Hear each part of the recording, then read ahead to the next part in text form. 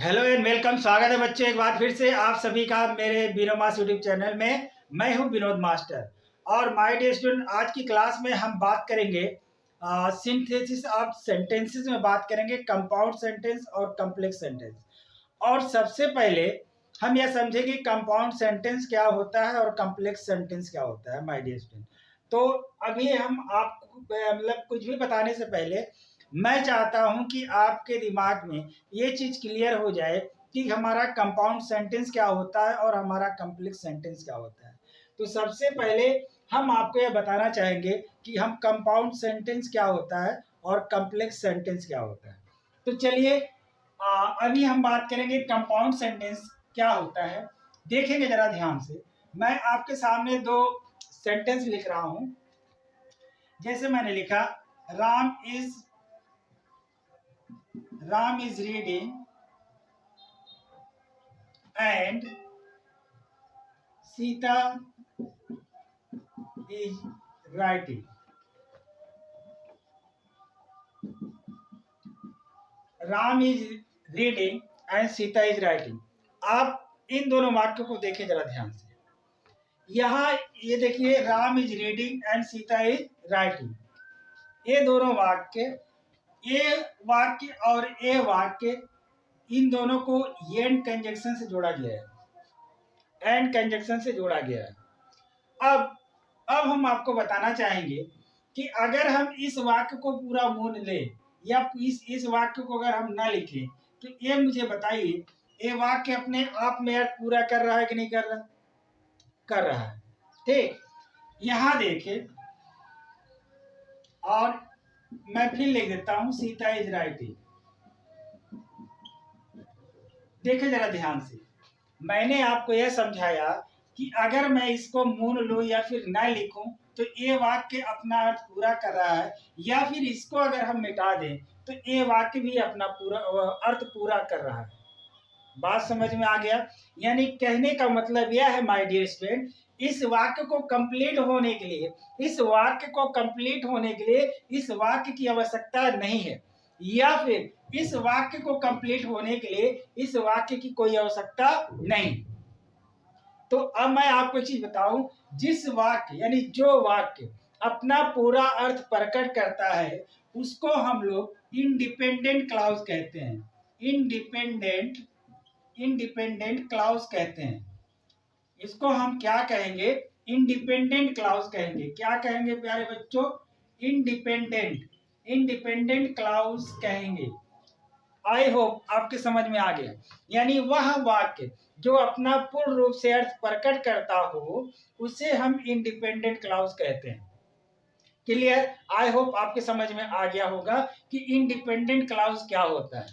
और आप अच्छी तरह जानते हो कि क्लॉज क्या होता है, ये आपको मालूम ही होगा कि क्लॉज क्या होता है। यानी वह वाक्य जिसमें एक सब्जेक्ट और एक वर्ब पाया जाए उसे हम क्या कहते हैं? उसे हम क्लॉज कहते हैं। ठीक है, अब क्लॉज में मैं बता रहा हूं आपको कि वह वाक्य जो अपना पूरा अर्थ प्रकट करे उसे हम इंडिपेंडेंट क्लॉज कहते हैं। जैसे यहाँ देखो राम इज रीडिंग, राम पढ़ रहा है। यहाँ देखो सब्जेक्ट है और यहाँ हेल्पिंग वर्ब है, ये आपका मेन वर्ब है। ये पूरा अपना अपने आप में पूरा अर्थ प्रकट कर रहा है कि राम इज रीडिंग। दूसरे वाक्य में देखो सीता इज राइटिंग, यानी सीता लिख रही है। ये देखो सब्जेक्ट है, ये आपका हेल्पिंग वर्ब है, ये आपका मेन वर्ब है। ये भी अपने आप में पूरा अर्थ प्रकट कर रहा है। और दूसरी चीज, यह वाक्य इस वाक्य पे डिपेंडेंट नहीं है, यानी ये भी अपना अर्थ पूरा कर रहा है और ये भी अपना अर्थ पूरा कर रहा है। यानी दो इंडिपेंडेंट क्लॉज हैं और दोनों इंडिपेंडेंट क्लॉज को हम एंड से जोड़ते हैं तो यही हमारा कंपाउंड सेंटेंस कहलाता है। आई होप आपके समझ में आ गया होगा कि कंपाउंड सेंटेंस क्या होता है। देखिए, अब आपको कंपाउंड सेंटेंस समझने के लिए बहुत ज्यादा इधर उधर की खिचड़ी पकाने की कोई आवश्यकता नहीं है।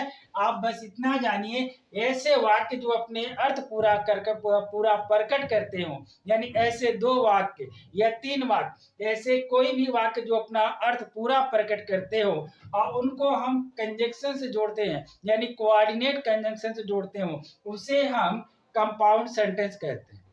आई होप इतनी सारी बातें आपके समझ में आ गई होगी। तो अभी मैंने आपको समझाया कि कंपाउंड सेंटेंस क्या होता है। अब इसके बाद मैं आपको कम्प्लेक्स सेंटेंस बता देता हूं कि कम्प्लेक्स सेंटेंस क्या होता है, और फिर मैं उसके बाद आपको पढ़ाऊंगा आज कंपाउंड सेंटेंस के विषय में। आज हम आपको पढ़ाएंगे सिर्फ कंपाउंड सेंटेंस के विषय में। आप इतनी बात क्लियर हो जाइए। I hope guys is that clear. मुझे इतना विश्वास है कि प्यारे बच्चों की ये सारी बातें आपको क्लियर हो चुकी होंगी। तो चलिए अब हम बात करेंगे कॉम्प्लेक्स सेंटेंस के विषय में, ठीक है।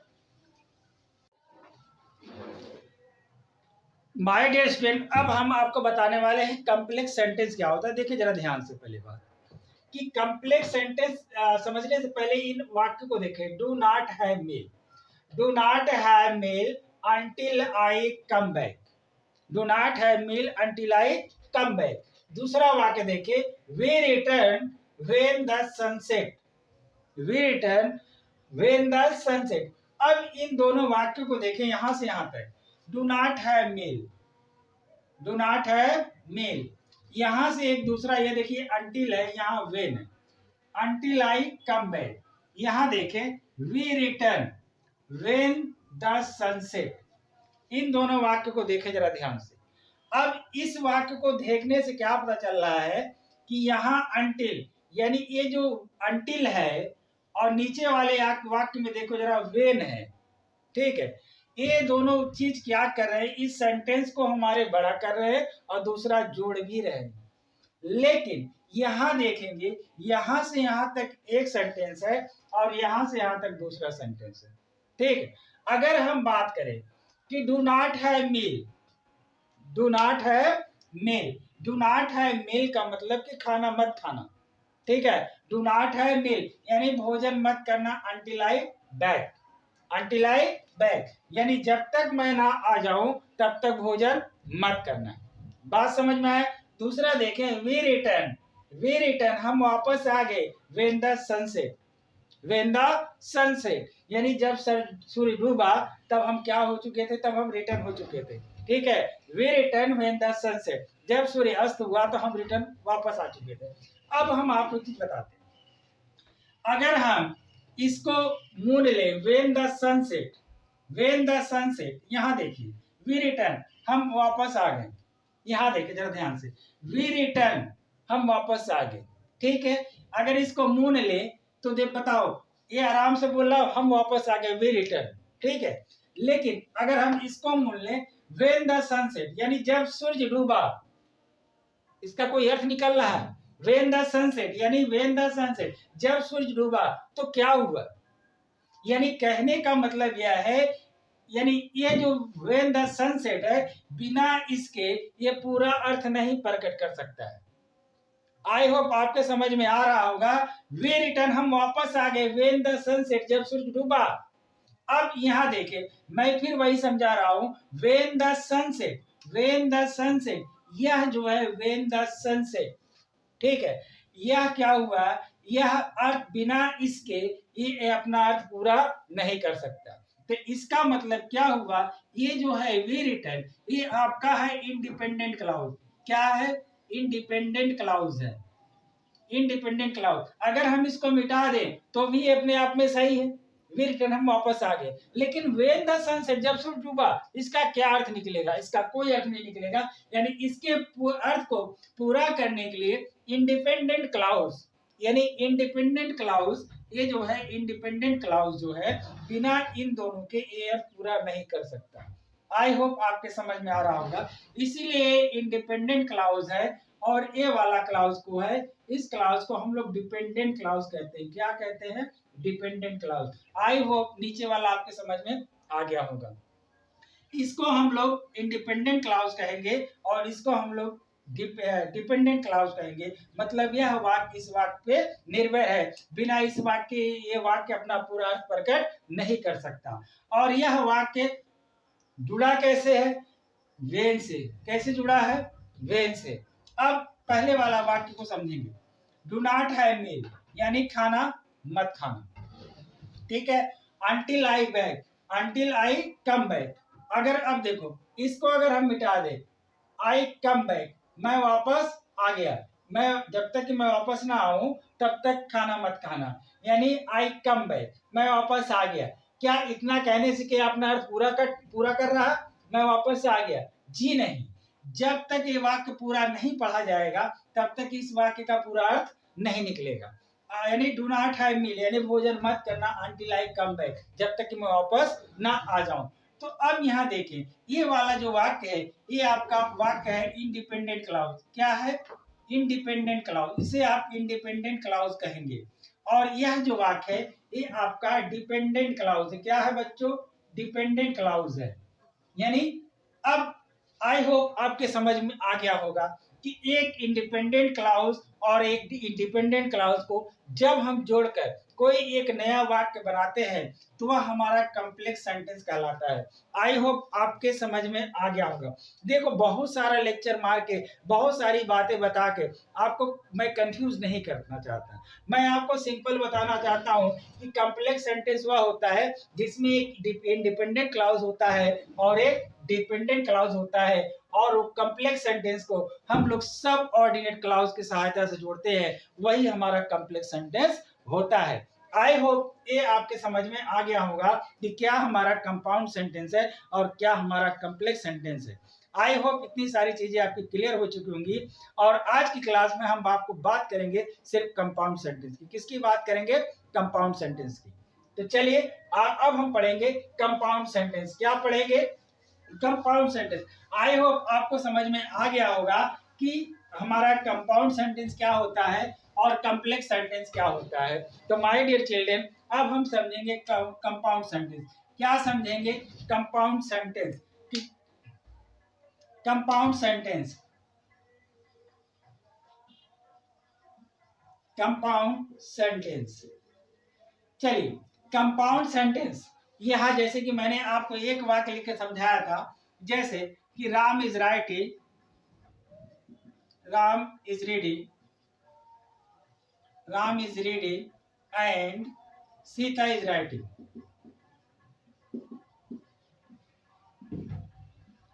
सीता इज राइटिंग, ठीक है। Ram is reading and Sita is writing, ठीक है। अब देखो, मैंने आपको यही बताया होगा कि यानी कंपाउंड सेंटेंस में दो हमारे इंडिपेंडेंट क्लाउज होते हैं। क्या होते हैं? दो हमारे इंडिपेंडेंट क्लाउज होते हैं। दो हमारे इंडिपेंडेंट क्लाउज होते हैं।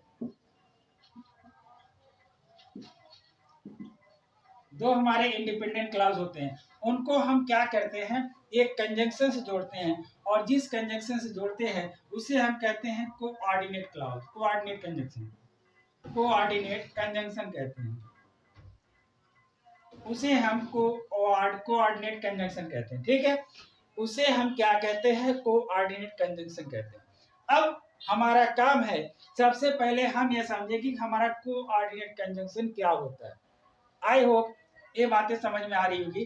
कंपाउंड सेंटेंस में दो इंडिपेंडेंट क्लास को जोड़ते हैं, वो भी किसके सहारे थे? कोऑर्डिनेट कंजंक्शन के सहारे थे। अब हम सबसे पहले समझेंगे कि हमारा कोऑर्डिनेट कंजंक्शन क्या होता है। चलिए, अब हम आपको यहाँ लिख के बताएंगे कि हमारे कौन कौन से कोऑर्डिनेट कंजंक्शन होते हैं। माय डियर स्टूडेंट, अभी आप जो बोर्ड पर देख रहे हैं मैंने लिखा है कोऑर्डिनेट कंजंक्शन। ये कोऑर्डिनेट जितना भी मैंने लिखा है, जैसे and but or as well as both to now not less than not only but also wherever still yet nevertheless either or neither nor therefore so for then etc..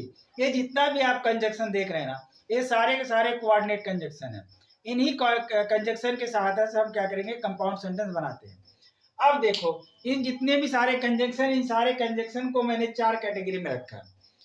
कुछ conjunction, जैसे पहला ही चारों कैटेगरी क्या है? एक category है जिसको आप कहते हो क्यूमुलेटिव कंजंक्शन, जिसको आप कहते हो क्यूमुलेटिव कंजंक्शन। यह कंजंक्शन जोड़ने वाला कंजंक्शन होता है, जैसे एंड, बट, यानी इस तरह के मतलब कंजंक्शन क्या होते हैं हमारे को मतलब क्यूमुलेटिव कंजंक्शन कहते हैं, जोड़ बताकर आप किसी वाक्य को बना सकते हैं।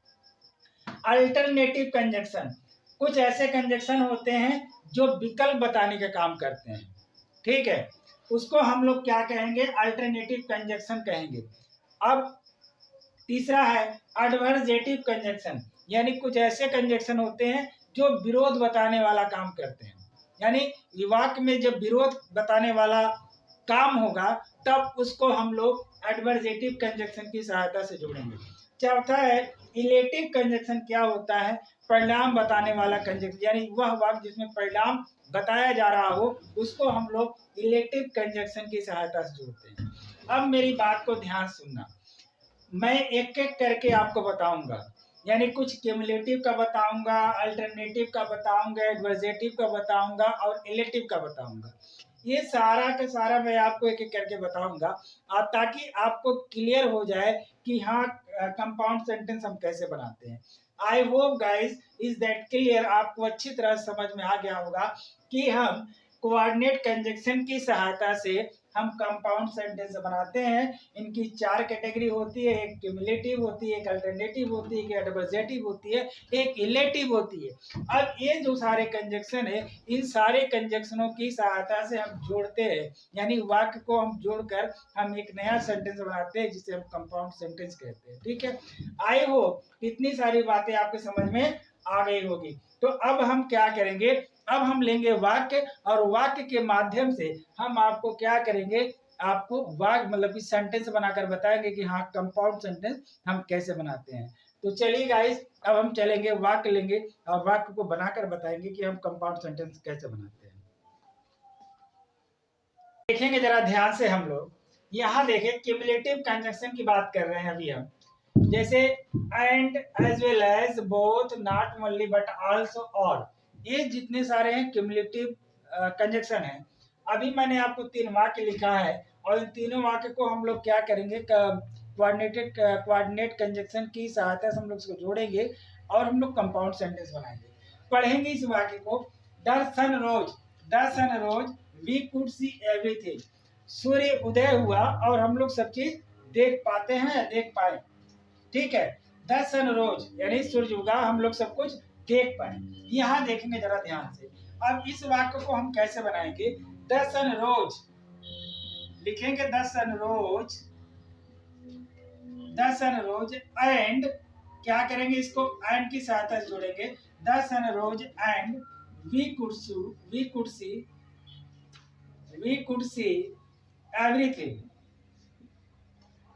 सी एवरीथिंग। अच्छा, दूसरा वाक्य देखेंगे जरा ध्यान से, ही टुक माई पेन स्टडी, उसने कल मेरा पेन लिया था, and he return it today, उसको उसने आज वापस कर दिया। तो हम इसको कैसे बनाएंगे, ही took my pen yesterday and return it। यहाँ देखो, अब ही नहीं लगाएंगे, ही लगा भी सकते लेकिन ही लगाएंगे नहीं। ठीक है, ही क्योंकि बात उसी सब्जेक्ट की हो रही है कि, इसीलिए हम लोग क्या करेंगे, अब यहाँ से क्या करेंगे, हम यहाँ सब्जेक्ट नहीं लगाएंगे।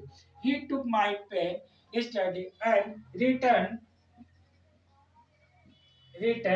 it today। आई होप आपके समझ में आ रहा होगा।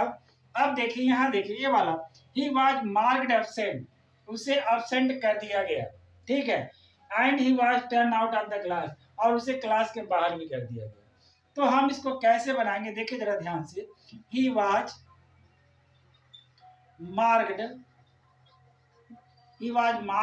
Absent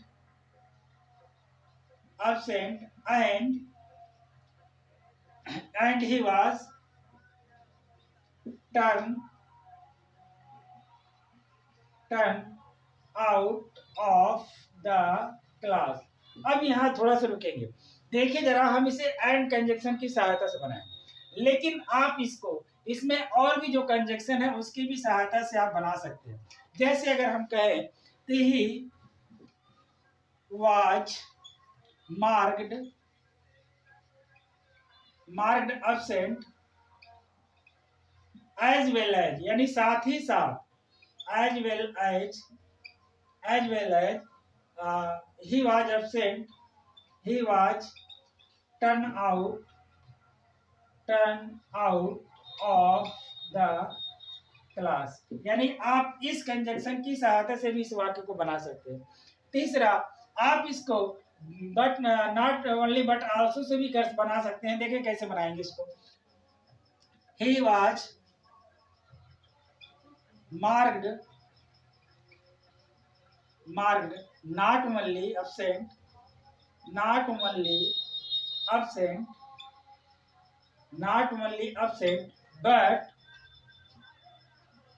but also he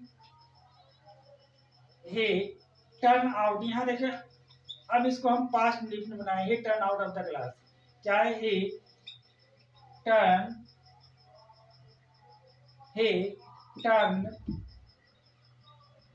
out of the class। I hope आपके समझ में आ गया होगा कि आप इसको एंड की सहायता से बना सकते हैं, एज वेल एज की सहायता से बना सकते हैं, नॉट ओनली बट आल्सो की सहायता से आप बना सकते हैं। आई होप ये इतनी सारी चीजें आपको समझ में आ गई होगी कि हम कैसे बनाते हैं। ये आई होप ये क्यूमुलेटिव के बारे में आपको अच्छी तरह समझ में आ गया होगा। चलिए अब हम नेक्स्ट बात करेंगे अल्टरनेटिव की। नेक्स्ट बात करेंगे हम अल्टरनेटिव, ठीक है। या फिर हम 3-4 सेंटेंस हम सबका ले लेते हैं। अल्टरनेटिव का, ऑब्जर्वेटिव, उसके बाद इलेक्टिव का। ऑब्जर्वेटिव जो मैंने आपको बताया था, सारे कंजक्शन को लेकर मैं 3-4 बात और बता देता हूँ ताकि आपके दिमाग में अच्छी तरह समझ में आ जाए। तो चलिए मिल माय डियर स्टूडेंट, यहाँ देखेंगे, यहाँ हमने जो लिखा है अल्टरनेटिव कंजक्शन क्या होता है। जैसे अल्टरनेटिव मतलब विकल्प, ठीक है। नीचे है एडवर्जेटिव, ठीक है। अभी मैं आपको दोनों समझाऊंगा कि दोनों के मतलब एडवर्जेटिव और अल्टरनेटिव, इन दोनों कंजक्शन की सहायता से हम कैसे क्या करेंगे, कंपाउंड सेंटेंस बनाएंगे। देखिए जरा ध्यान से। अल्टरनेटिव कंजक्शन में आर है, अदरवाइज है, आइदर है, फिर आइदर और या नाइदर नॉर है, ठीक है। अभी एक वाक्य को लेकर हम बनाएंगे, आपको 100% समझ में आ जाएगा कि कैसे हम वाक्य को बनाते हैं। देखिए जरा ध्यान से। कम इन टाइम, कमा, या फिर do not come at all. Come in time या do not come at all, या तो समय पर आओ नहीं तो मत आओ। कम इन टाइम या do not come at all. तो हम इसको कैसे बनाएंगे, हम इसको इस तरह बना सकते हैं। Come in time,